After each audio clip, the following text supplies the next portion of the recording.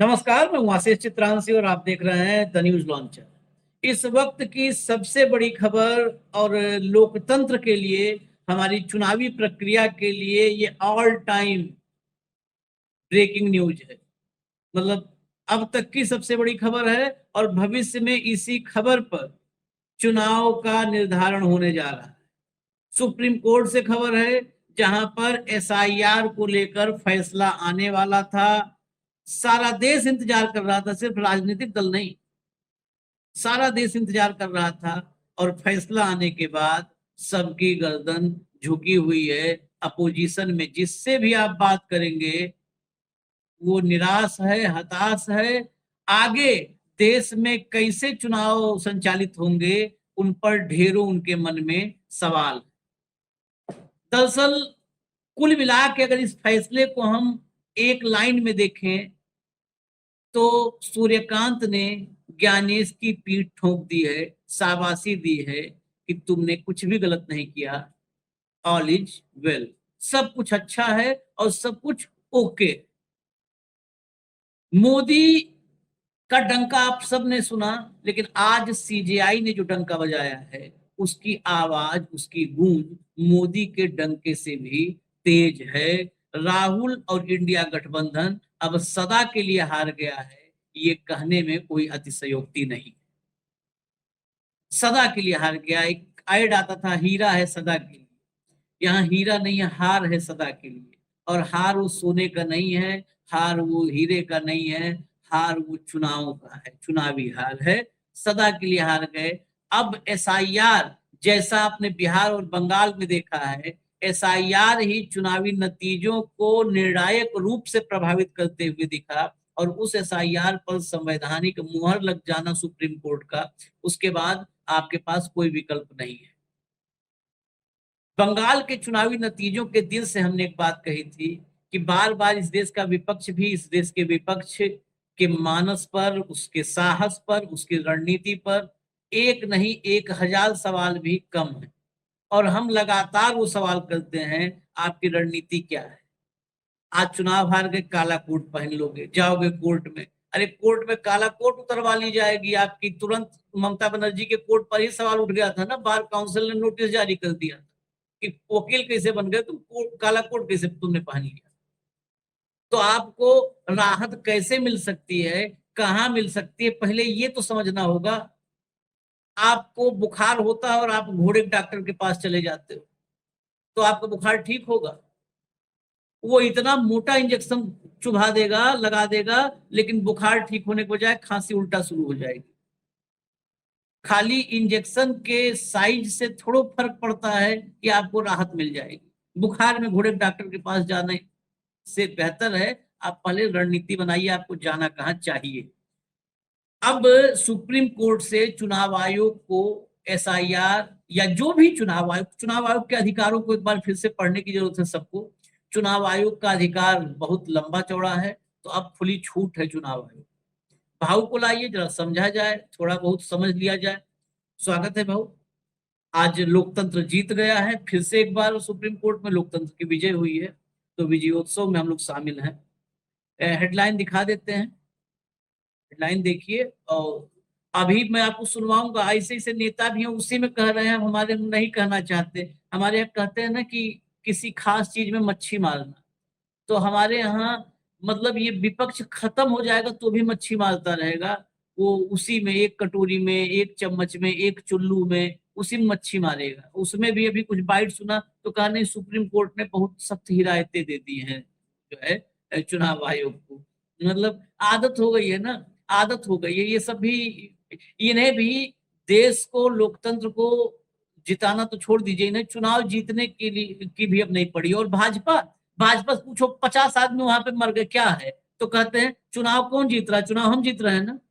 उनका एक ही ultimate goal है, चुनाव जीतना। अभी आज हम अब भी पढ़ रहे थे आधे घंटे पहले, ये सवाल हुआ। वो वही जो बच्ची के यहाँ हम लोग कभी कार्यक्रम किए, मैं उसके बाद देख रहा था कि वहां पर डाला कि बच्ची के यहाँ मदद पहुंचाया और ये किया। उसमें एक अंधभक्त ने लिखा था, अभी बंगाल में भी तुम लोगों ने सब किया था, हार गए, बिहार में हार गए, अब यूपी में हारने जा रहे हो, चुनाव हम ही जीतेंगे। तो अब समझिए ना कि चुनाव ही जीतना, और चुनाव ही जीतना उनकी जिद है, और चुनाव ही जीतने का उनको पूरा भरोसा है। अब लाइए हेडलाइन। हेडलाइन एसआईआर पूरी तरह सही, वोटर लिस्ट विवाद सुप्रीम कोर्ट का बड़ा फैसला, कहा ईसी को नाम जोड़ने और काटने का पूरा अधिकार। आगे चलिए।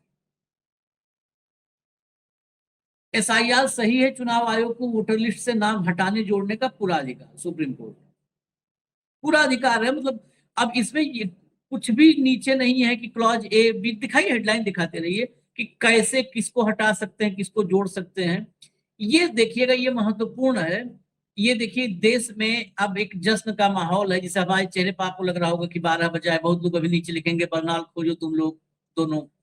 यहाँ देखिए, राहुल ममता तेजस्वी को तमाचा, ये ओपिनियन है और सबसे लीड पे लगा हुआ है अंबानी के चैनल पे, लीड पे है पोर्टल पे, सबसे लीड स्टोरी टॉप पे ओपिनियन। अच्छा, ओपिनियन लिख करके इसको मतलब इस पे कुछ भी लिख दे, तमाचा छोड़ो, मुर्गा उर्गा बनाना लिख दे तो भी जायज हो जाएगा, ओपिनियन है। राहुल ममता तेजस्वी को तमाचा, एसआईआर पर सुप्रीम फैसले के मायने क्या। अब वो अंदर मायने बता दिए हैं कि इन लोगों का हार, ये सब फर्जी का रो रहे थे, देश में लोकतंत्र जीता है, सब अंदर ओपिनियन बताई गई है।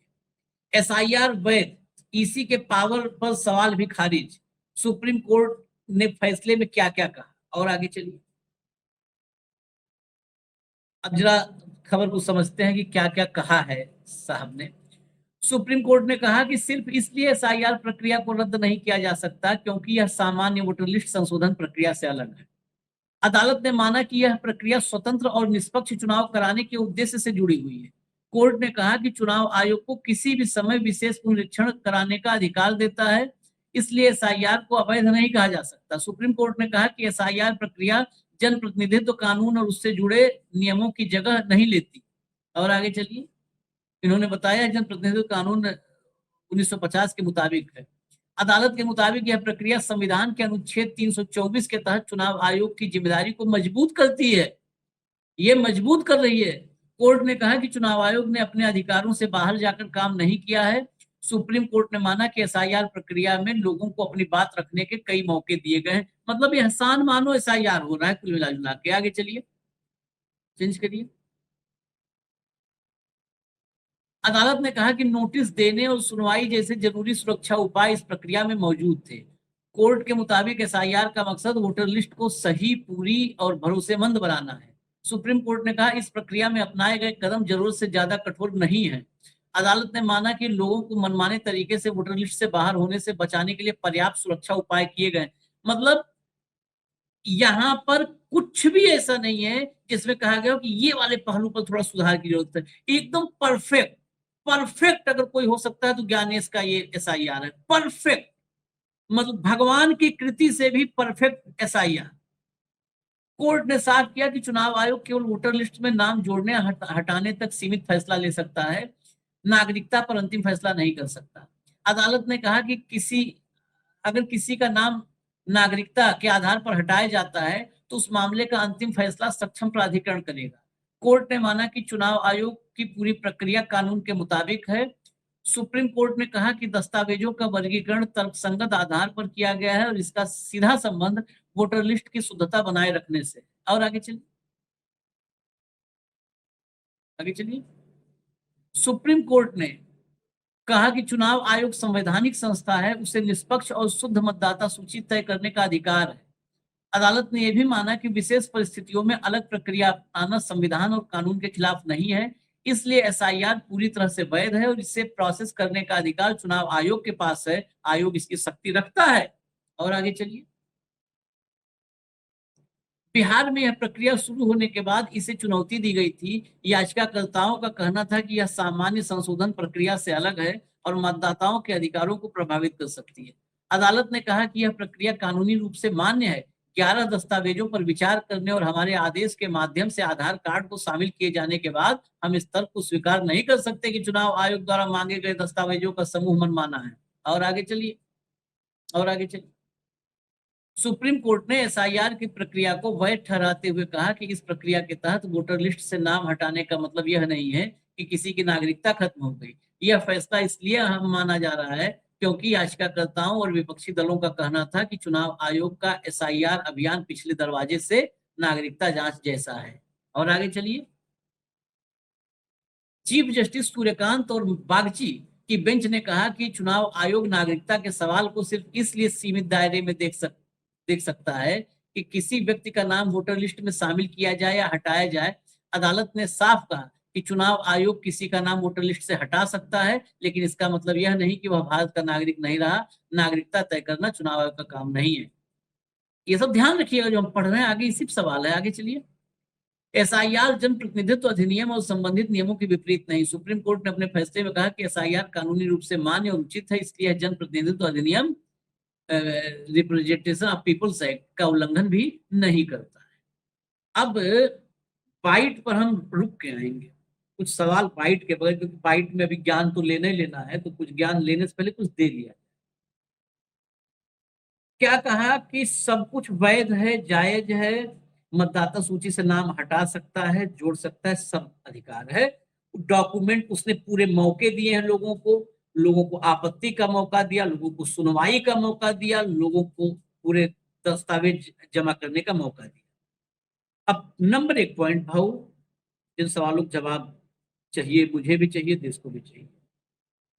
सारा कुछ करने के बाद ये लॉजिकल डिस्क्रिपेंसी, इसको इस पूरे फैसले में क्यों गायब किया गया? लॉजिकल डिस्क्रिपेंसी वो है बंगाल में जिससे 34 लाख लोगों को उड़ा दिया गया, उनके 11 दस्तावेजों का भी सवाल नहीं, उनके मौकों का भी सवाल नहीं है। उनके मौके, वो तो उनके अपील तो चुनाव बीत गए, पड़े हुए हैं, और आप ही के दिशा निर्देशन में उनका निस्तारण होना था, सुप्रीम कोर्ट के दिशा निर्देशन में होना था, तो सुप्रीम कोर्ट भी उसके लिए जिम्मेदार है। ये लॉजिकल डिस्क्रिपेंसी, पहला सवाल, इस लॉजिकल डिस्क्रिपेंसी को क्यों इस आदेश में नहीं एड्रेस किया गया है? सबसे बड़ा सवाल, सारे अधिकार हैं, मैं तो यही बात तो है कि यहां पर ऐसा गोलमोल खेल जाते हैं, पता नहीं, मुझे नहीं लगता भाई सब हमसे काबिल हैं, जो लोग वकील थे, जो याचिका करता थे, सब काबिल। मैं महामूर्ख आदमी, पता नहीं अदालत में दलीलें रखी गई होंगी कि रखी नहीं रखी गई होंगी।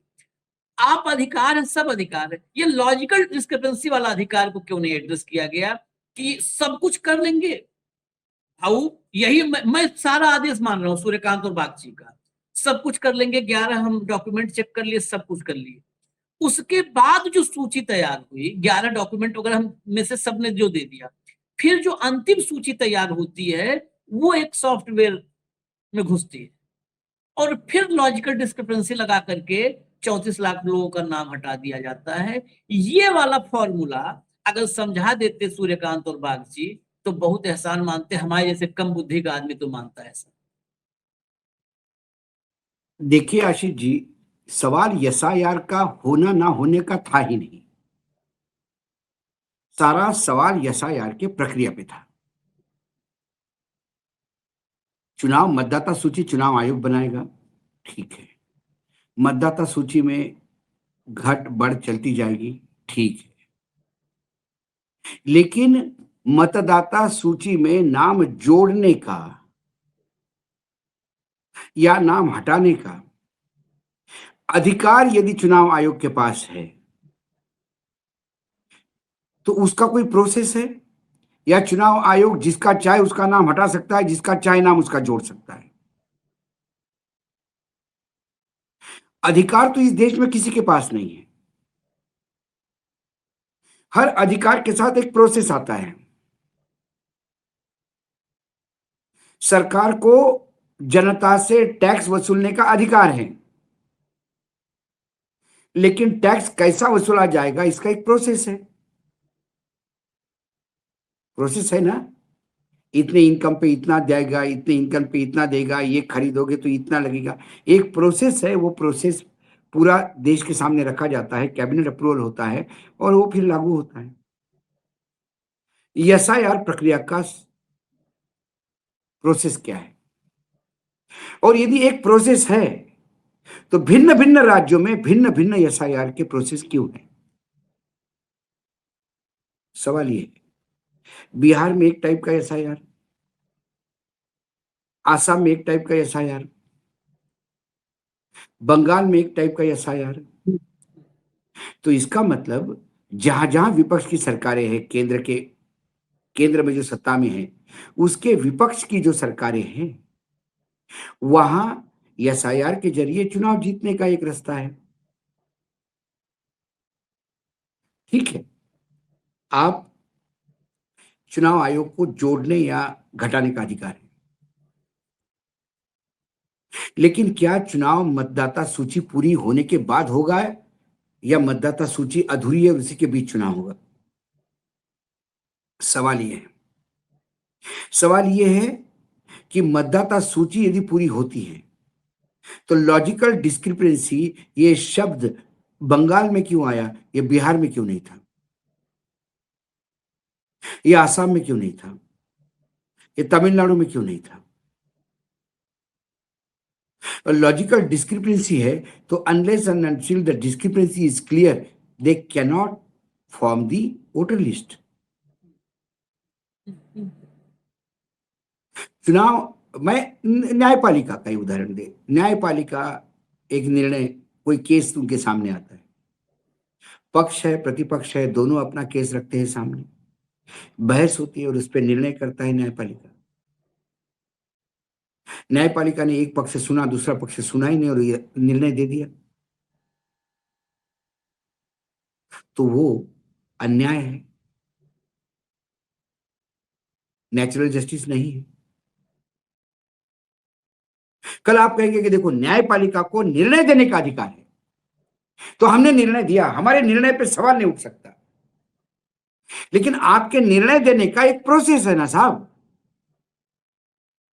आप दोनों तरफ से बातचीत सुनोगे, दोनों चीज लोग आप अपने साक्ष्य रखेंगे और उसको देख के फिर आप निर्णय देंगे।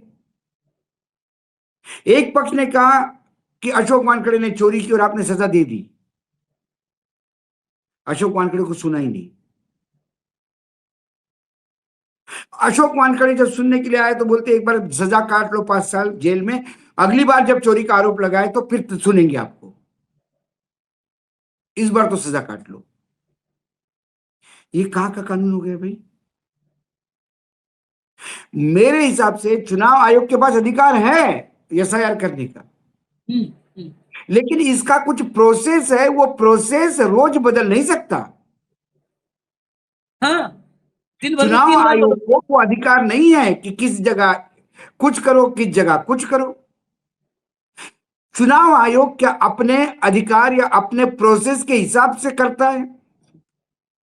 चुनाव आयोग में ये रूल है, एक आदमी 30,000 वोट जोड़ सकता है। क्या ये रूल है, प्रोसेस में है? नहीं है। झोले में भर के फॉर्म 6 प्रिंटेड आ जाए, आप ले लोगे, हाँ, बोरे में आए।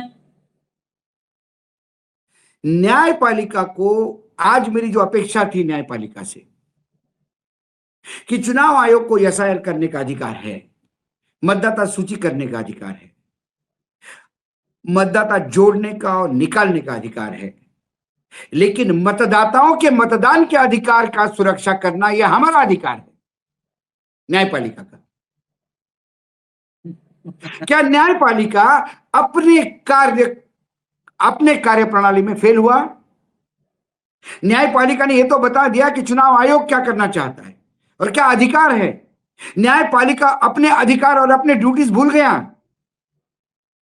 यदि न्यायपालिका मेरे अधिकारों का रक्षा नहीं कर सकता तो मैं कहां जाऊं? न्यायपालिका बोल दे मुझे, न्यायपालिका बोल दे। वो आपके ही भाषण पीले चावल भेजा है क्या आपको कि आप आइए हम अधिकार की रक्षा करेंगे? आप अपने आप जा रहे हैं, यही तो मैं तब से कह रहा हूँ। आप संविधान के कस्टोडियन हैं, आप संविधान के कस्टोडियन हैं, ये न्यायपालिका 10 बार बोल चुकी है। इसी संविधान ने मुझे मतदान का अधिकार दिया है और इसी मतदान के अधिकार के साथ मेरे बाकी अधिकार जुड़े हुए हैं। यदि मैं मतदान का अधिकार रखता हूं तो मैं राइट टू एजुकेशन भी है, राइट टू लिबर्टी है, राइट टू फ्री स्पीच है, क्योंकि मेरे मतदान का अधिकार है। मुझे वो राइट रीडिफाइन किए जाएंगे भाऊ, आपको लगता है वो राइट है? वो राइट रीडिफाइन किए जाएंगे कि देश के विकास में आप जिसको जो परिभाषा दे रहे हो अपने अधिकारों की, वो परिभाषा सही है कि नहीं है, वो परिभाषा नहीं तो फिर 2026 आते आते तो कितने फिर बदले हैं, यही तो तो डिफाइन फिर कर रहा है न्यायपालिका को एक सुलभ काम कर लेना चाहिए चंद्रकांत जी को। इतने मुकदमेबाजी, समय भी वेस्ट होता है, वकील भी लगते हैं, देश भी आशा निराशा के गोते खाता रहता है। उन्होंने सिंपल सी एक आध किसी भी केस में बोल देना चाहिए,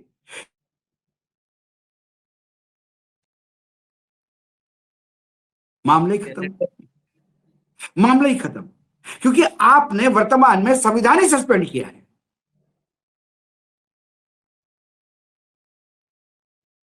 चुनाव आयोग को अधिकार है नाम जोड़ने का और घटाने का, लेकिन वो किसका नाम जोड़ेंगे और किसका नाम घटेंगे घटाएंगे, ये मन के अनुसार तो नहीं होगा कि सुबह उठ के ऐसा बोल दिया कि अरे यार वानखेड़े स्टेडियम की याद आ गई, अशोक वानखेड़े को जोड़ दो आज।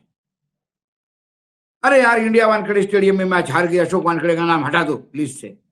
ये तो ना होगा ना जज साहब। है उसमें 3 सवाल पूछे गए थे, तीसरा सवाल ही था कि क्या ये संविधान के अनुसार, मतलब जो नाम एसआईआर होती है, क्या इसके ड्यू प्रोसेस फॉलो किया गया है। तीसरा सवाल का उत्तर न्यायपालिका ने नहीं दिया। उन्होंने बता दिया, उन्होंने दिया, उनको जितना देना था दिया। मैं यही बात कर रहा हूं कि आज हमें क्या समझने की जरूरत है, ये बिल्कुल साफ भाई सुप्रीम कोर्ट के जज साहब लोग माननीय सुन लें, बिल्कुल साफ। हम आप क्या है कि हम आप उस दौर में जी रहे हैं जब ये कहते हैं कि संविधान ने हमें अधिकार दे रखा है। अब हमें ये सीखना पड़ेगा कि हम जिसे अपना अधिकार मानते हैं उसकी वर्तमान परिभाषा क्या है, उसका करंट डेफिनेशन समझना होगा। क्योंकि हम ही कह रहे हैं और आप ही कह रहे हैं कि संविधान की व्याख्या सुप्रीम कोर्ट करता है, कस्टोडियन हो, तो वो रीडिफाइन कर रहा है ना हमारे आपके अधिकारों, वो रीडिफाइन कर रहा है। उसने बताया ना कि 11 दस्तावेज उन्होंने स्वीकृत किए, कम नहीं थे। हमारे कहने पे आधार कार्ड जोड़ दिया, ठीक था। उन्होंने पर्याप्त मौके दिए हैं सबको अपनी बात कहने का, बस हो गया। यही तो प्रक्रिया पर सवाल थे, उन्होंने बता दिया प्रक्रिया दुरुस्त है। उन्होंने गायब कर दिया 34 लाख मतदाता, उसकी चर्चा नहीं की, उन्होंने गायब कर दिया। मेरा अभी एक और सवाल, आप ये बताइए, बहुत साफ साफ शब्दों में आदेश में आया है कि चुनाव आयोग, ये मुझे लगता है कि सारी खबर अखबारों से जब हो सकती है तो ये भी खबर होगी। चुनाव आयोग नागरिकता का निर्णय नहीं करता है। चुनाव आयोग मतदाता सूची से अगर बाहर कर दे, इसका मतलब यह नहीं है कि उस व्यक्ति की नागरिकता, वो भारत का नागरिक नहीं है। लेकिन चुनाव आयोग के एसआईआर के आधार पर बिहार में कैसे सरकार ये कहती है कि जिनका नाम एसआईआर में कटा है वो सरकारी योजनाओं से बाहर होंगे। कैसे चुनावी नतीजों पर और एसआईआर के आधार पर एक नवनियुक्त मुख्यमंत्री कहता है कि जिनका नाम नहीं है उनको योजना, वो लक्ष्मी योजना से बाहर होंगे, सरस्वती योजना से बाहर होंगे, देश से बाहर होंगे, प्रदेश से बाहर होंगे। क्या सुप्रीम कोर्ट में इतनी रीढ़ है? क्या सीजीआई सूर्यकांत के संविधान, जिस संविधान को वो बता रहे हैं, उस संविधान में इतना दम है कि उसको कटघरे में खड़ा कर दे मुख्यमंत्री को कि एसआईआर के आधार पर नागरिकता नहीं होती है? तू कैसे भगा रहा है भाई देश से? उसका कैसे जवाब मैं बना रहा है डिटेंशन सेंटर? उसका जवाब मैं देता हूँ। सुप्रीम कोर्ट कहेगा कि ये अलग इश्यू है, इसके लिए आप आइए ना कोर्ट, हम बैठे हैं, आप आइए कोर्ट। जब महाराष्ट्र में बात हुई थी तभी यही बोला था शिवसेना ने कि साहब इसको डिसाइड करो, नहीं तो ये सरकार बना लेंगे, गलत बात हो जाएगी। बोले नहीं बना पाएंगे, हम है ना कोर्ट में, आप आइए हमारे पास। जब शिवसेना गई तो अभी तक सुन ही रहे हैं कोर्ट। 2.5 साल वो सरकार में भी रहे, इलीगल सरकार, उसके बाद सरकार भी आई डबल इंजन की, ये सुनवाई चली रही है। कोर्ट ये कहेगा, और कोर्ट जब 5 साल बाद इस पे निर्णय देगा तो वो कहेगा कि उन मुख्यमंत्रियों ने गलत कहा नहीं था। क्योंकि मतदान सूची में नाम नहीं होना, इसका मतलब कुछ ना कुछ ऐसी डिस्क्रिपेंसी थी कि जिसकी वजह से वो बेसिक अधिकार जो है आपका मतदान का, इससे वंचित किए गए थे। जब आपको बेसिक अधिकार से ही वंचित किया गया तो बाकी अधिकार आप कैसे ले सकते हैं, यही सुप्रीम कोर्ट बताएगा और धीरे धीरे जस्टिफाई करवाएगा कि नागरिकता ये चुनाव आयोग ही देगा। वही मैं कह रहा, इतना स्पष्ट क्रिस्टल क्लियर, इन फैसलों में कितना विरोधाभास है, कितना विरोधाभास है। हम इन विरोधाभासों को भी क्या ना सामने लावे देश के, इतना विरोधाभास। कह रहे नागरिकता नहीं तय करता है, जब नागरिकता नहीं तय करता, सिर्फ मताधिकार, एक लाइन फैसले में है ना कि सिर्फ मताधिकार तय कर सकता है, चुनाव आयोग सिर्फ मताधिकार तय करेगा। तो राशन का अधिकार कैसे एसआईआर के आधार पर तय हो गया, कैसे भोजन का अधिकार तय हो गया, कैसे शिक्षा का अधिकार तय हो गया। और जो लोग, जो सरकारें तय कर रही है, वो सरकारें अवैध असंवैधानिक काम कर रही हैं, उनको रोकने वाला कौन है? शर्म आती है, शर्म आती है ऐसे फैसले पर, मुझे तो लिटरली शर्म आती है। नहीं, जिस फैसले आज तो, आज एक जिस दिन इमरजेंसी लगी, आपातकाल लगा, तब लगा कि संविधान के इतिहास में एक काला पन्ना आज लिखा जाएगा। ये दूसरी बार है संविधान के इतिहास में आज का निर्णय एक काले पन्ने पे लिखा जाएगा। आज सही मायने में संविधान की अवहेलना हुई है। आज सही मायने में संविधान पैरों तले कुचला गया है। आज सही मायनों में सर्वोच्च न्यायालय ने यह बता दिया कि वो किसी सामान्य, इस भारत देश के सामान्य नागरिक के एक मतदान के अधिकार की आरक्षा नहीं कर सकता। उन्होंने उठा के ये बोझ चुनाव आयोग पे दे दिया, जो चुनाव आयोग अपने मनमर्जी से, तुगलकी फरमान से यह तय करता है कि कौन मतदाता है और कौन नहीं।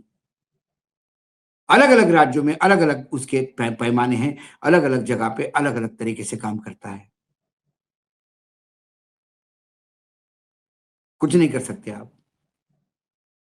मैंने इसलिए कहा था आशीष जी, मुझे बिल्कुल अपेक्षा नहीं थी, लेकिन मुझे ये लगा कम से कम चुनाव आयोग इतना जरूर कहेगा कि एसआईआर आपका कानूनी अधिकार है, लेकिन कोई भी व्यक्ति मतदान से वंचित रह जाए, फिर वहां हमारी एंट्री है। उनके अधिकार की रक्षा हमें करनी होगी। 27 लाख लोगों का सत्यापन अभी भी नहीं हो पा रहा है। 57 लाख में से 8,000, 10,000 लोगों का भी सत्यापन नहीं हुआ है 15 मई तक। जो हुआ है उसमें से 4,000 वैध मतदाता पाए गए। उन 4,000 वैध मतदाताओं का गलती क्या? उन्होंने डॉक्यूमेंट टाइम पे दिए, उन्होंने सब कुछ किया, सब कुछ सही था, फिर भी चुनाव आयोग के तुगलकी फरमान ने उन्हें मतदान से वंचित किया। क्या वो जबरदस्ती अपने मतदान का अधिकार का उपयोग न करते हुए भी ये सरकार क्यों झेले अपने सर पे? बिना मतदान के अधिकार के यदि वो सरकार उनके सर पे थोपी गई है, तो फिर वो government by the people of the people नहीं है। दिस गवर्नमेंट इज बाय चुनाव आयोग फॉर बीजेपी ऑफ जश्न का हिस्सा बनिए, बाइट सुनिए, और मैं एक और निवेदन करूंगा कि भाऊ, एनटीए 22-24 लाख लोगों को परीक्षा नहीं करवा पा रही ना, फ्री एंड फेयर, सब खेल फ्री एंड फेयर का है। 22-24 लाख लोगों को नहीं। ये सीबीएसई 18.5-19 लाख बच्चों को कॉपी जांचने में पकड़ी गई है, फंसी है, सब बेकार है। इस देश में चुनाव मतलब जब 100 करोड़ 99 करोड़ मतदाताओं में फ्री एंड फेयर का कीर्तिमान बना रहे हैं ज्ञानेश कुमार, ये भैया ज्ञानेश कुमार के ही जिम्मे दे दो ये जो है नीट उट का एग्जाम।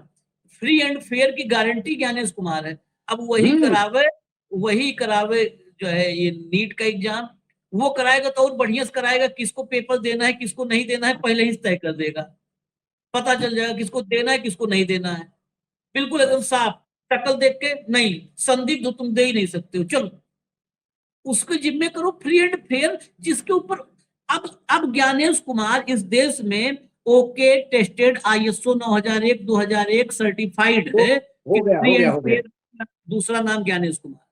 अब फ्री एंड फेयर का नाम हो गया, हमको लगता है फेयर एंड लवली का नाम ज्ञानेश कुमार रख देना चाहिए, वो क्रीम ज्यादा लोगों को गोरा करेगी। फेयर एंड लवली का नाम रख दो ज्ञानेश कुमार।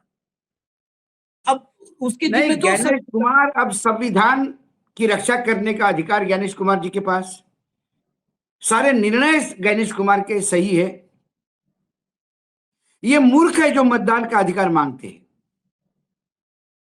सुनिए जो वकील मतदान का साहब, अधिकार मांगते हैं वो देश ने जो संविधान अपने आप को अर्पित किया उस संविधान के तहत अपने अधिकार मांगते हैं। उन्हें पता नहीं कि 2014 के बाद मनुस्मृति लागू हो रही है, मतलब हो गई है, और अब उस मनुस्मृति को सर्वोच्च न्यायालय ने भी मोहर लगाई है। जरा भैया बाइट चलाइए, तो बाइट चलाइए।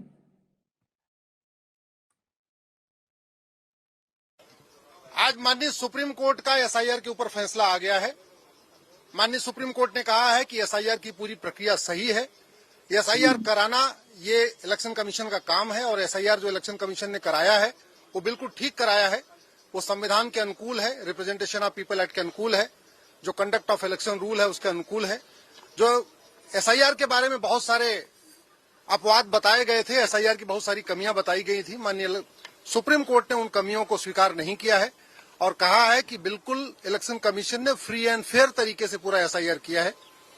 हमने जो पीआईएल फाइल किया था उसमें मांग किया था एसआईआर रेगुलर इंटरवल पे होना चाहिए, एसआईआर हर 5 साल में होते रहना चाहिए, क्योंकि एक भी अगर कोई विदेशी व्यक्ति का नाम वोटर लिस्ट में है तो वो पूरी तरीके से हमारे इलेक्शन लॉज के खिलाफ है, फ्री एंड फेयर इलेक्शन के कॉन्सेप्ट के खिलाफ है।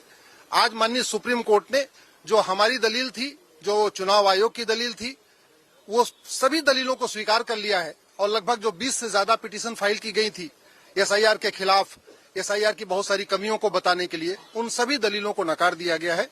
मैं आशा करता हूं कि अब आने वाले टाइम में भारत में कोई भी जो विदेशी है, जो घुसपैठिया है, चाहे पाकिस्तानी, अफगानिस्तानी, रोहिंग्या, बांग्लादेशी या कुकी है, उसका नाम भारत में नहीं होगा।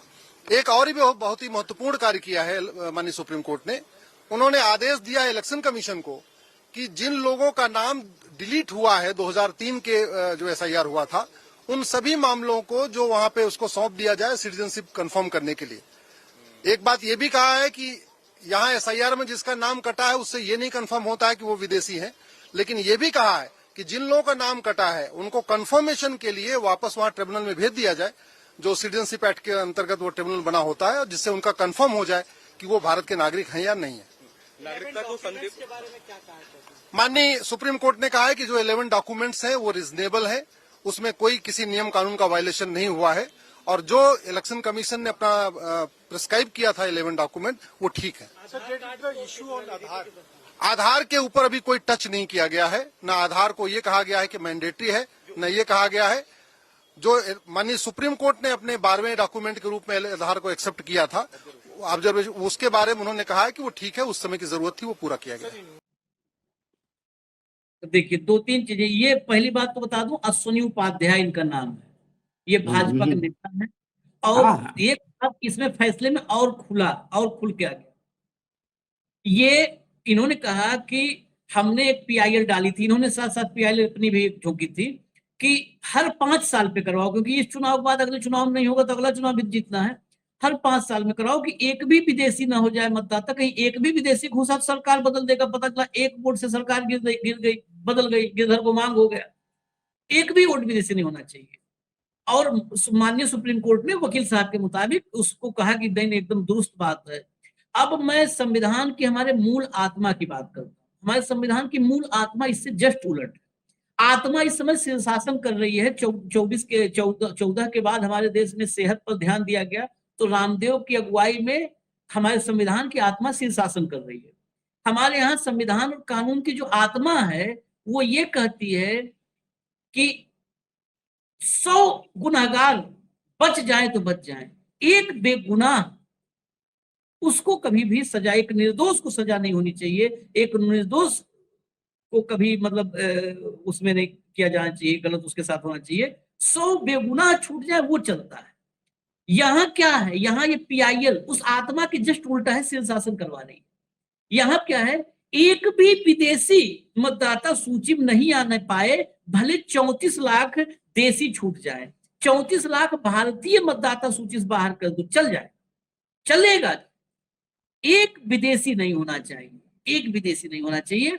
हमारे देश में अंबेडकर से लेकर के और नेहरू तक और पटेल तक सोच रहे होंगे आज कि वाकई संविधान की घोर व्याख्या हो रही, और ये अश्विनी उपाध्याय जैसे लोग करवा रहे। हमारे सामान्य अंधभक्तों के लिए समझ की बात नहीं है, सॉरी, लेकिन कोई भी व्यक्ति जो आज नहीं, हमारे यहाँ पढ़ाया जाता है कि भाई कानून का मूल सिद्धांत ही है किसी बेगुनाह को नहीं होना चाहिए सजा, 10-20 गुनहगार भले बच्चे हैं उसमें, भाऊ उसके उलट ये बता रहा है। नहीं हो गया अभी क्या, मैंने तो बोला कि मनुस्मृति लागू हो गई। आज का दिन काला अध्याय है संविधान के इतिहास में।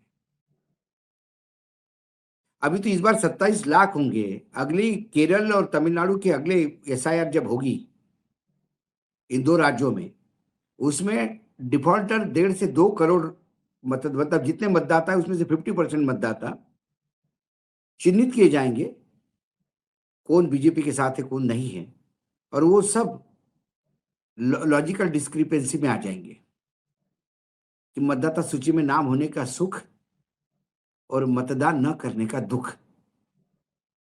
50-50 क्रैक जैक, नमकीन और मीठा दोनों।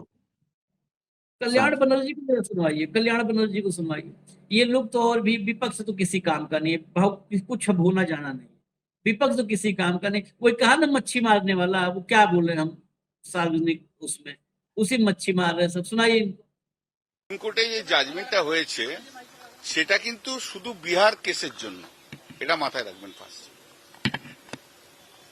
বারবার সুপ্রিম কোর্ট বলেছে in this case, in this case, in this case, in this case. Bihar কেসে যেগুলো প্রসিডিউরাল ইরেগুলারিটি বা ইলিগ্যালিটির কথা বলেছে সেগুলো সুপ্রিম কোর্ট बता देना क्या ये कह रहे, बार बार उन्होंने फैसले में कहा है in this case, in this case, in this case. ये बिहार के लिए उन्होंने किया है। बंगाल का तो देख ही रहे हैं आप, बंगाल में तो कितना जो है सुप्रीम कोर्ट ने इन लोगों को वो की थी, किया है, राहत प्रदान की है। तो ये अभी मतलब अभी कुछ दिन और काला कोट पहन करके अदालत में चक्कर काटेंगे।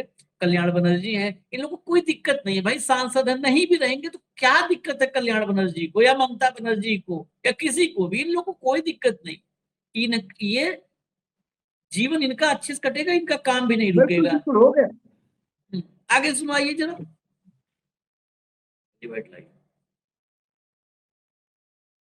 सर्वोच्च न्यायालय के फैसले ने एक बार फिर साफ कर दिया कि लोकतंत्र को मजबूत करने और मतदाता सूची को पारदर्शी बनाने के लिए चुनाव आयोग को संवैधानिक अधिकार है। जो भारत का नागरिक है वही भारत का वोटर हो सकता है। विपक्ष ने जिस एसआईआर को भ्रम और भय फैलाने की कोशिश की, उस पर आज न्यायपालिका ने करारा जवाब दिया है। अच्छा, हमारी बात तो कड़वी लगती है, इस तरुण चुग को तरुण चुग है। तरुण चुग सुप्रीम कोर्ट के अभी के आदेश के खिलाफ ही बोल रहा है।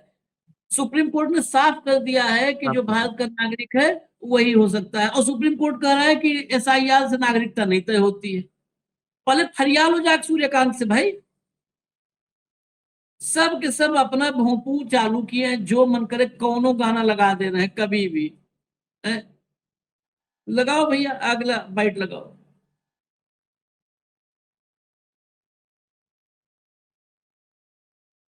सर्वोच्च न्यायालय ने कहा, इस पर क्या मैं अतिरिक्त टिप्पणी करूं, लेकिन ये दुर्भाग्यपूर्ण लगता है, लाखों नाम बंगाल से अभी भी गायब है।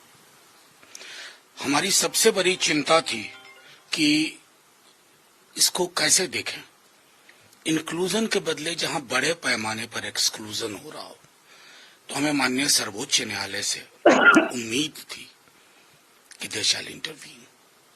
दे have chosen a different trajectory. What to say. चलिए एक और है, सुन लीजिए, विपक्ष को भी सुनेंगे तो आपको पता रहेगा कि आपका अधिकार बचना है कि नहीं बचना है। कांग्रेस के बिहार के ऊपर देश की सर्वोच्च अदालत सुप्रीम कोर्ट ने जो वर्डिक्ट दी है कि इलेक्शन कमीशन का पावर है और एसआर होना चाहिए, किंतु एसआर के बहाने जिस प्रकार केंद्र सरकार व रूलिंग पार्टी केंद्र की उसे तोड़ मरोड़ कर जिस हिसाब से वोट काटने की जो चेष्टा करती है, उसके ऊपर उन्होंने कड़ा शब्दों में कहा है जो नहीं होना चाहिए। कारण जैसे बिहार को लेकर उन्होंने कहा, वेस्ट कड़ा शब्दों में क्या कहा है? दिक्कत यह है कि बस आगे माइक लगा चालू, कड़ा शब्दों में क्या कहा है जरा बता दो, हम लोगों को भी सुन ले कड़ा शब्द।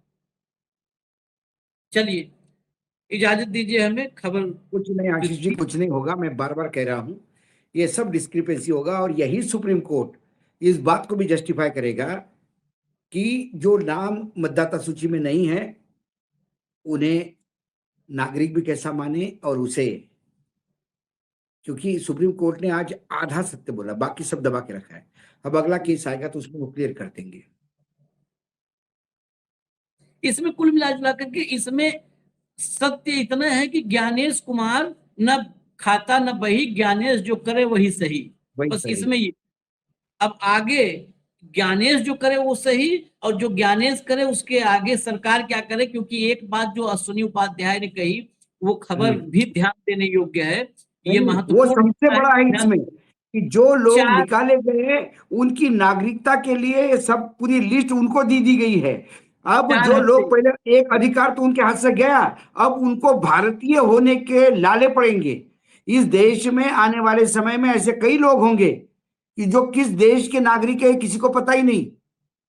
भारत कह रहा है, मतलब ये कहेंगे कि भाई तुम कांग्रेस के समर्थक हो, तुम भारतीय नहीं हो।